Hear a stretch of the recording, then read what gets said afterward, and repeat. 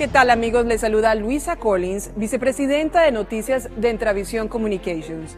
Les doy la bienvenida a este espacio donde cada semana estaremos presentando nuestro punto de vista en varios temas políticos que afectan a nuestra comunidad latina.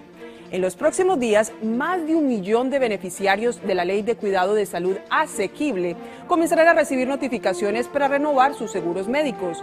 Esta ley, conocida como el Obamacare, es la respuesta del gobierno y representantes demócratas y republicanos para resolver la crisis de quienes no tenían cómo pagar los altos costos médicos, pero también la respuesta al reclamo de médicos y hospitales porque no se le pagaba por sus servicios.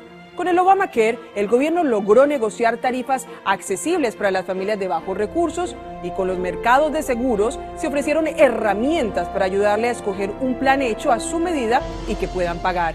Pero no todo ha sido positivo para la reforma de salud. Hay quienes tuvieron que cambiar de médico porque no aceptaban su seguro. Otros encontraron que la oferta entre las aseguradoras no era tan amplia como en otros lugares de la nación.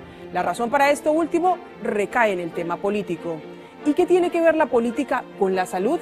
Muchos líderes republicanos han criticado el dinero asignado por el presidente Obama para atender la crisis de la cobertura médica. En Entravisión Communications creemos que usted merece un buen cuidado de salud, que pueda ir al doctor sin temer si puede pagar por sus medicinas o algún tratamiento médico. Creemos que a nuestras familias se les debe garantizar su bienestar y un trato digno.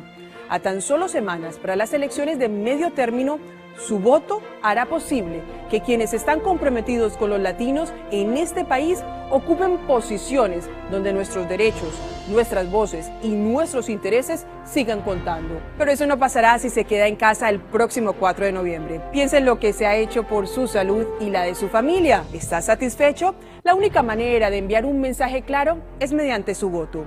Si tiene preguntas para inscribirse o salir a votar, comuníquese con Mi Familia Vota al 1-888-VE-Y-VOTA o al 1-888-839-8682. Usted tiene el poder de transformar su comunidad. Recuerda, tú decides.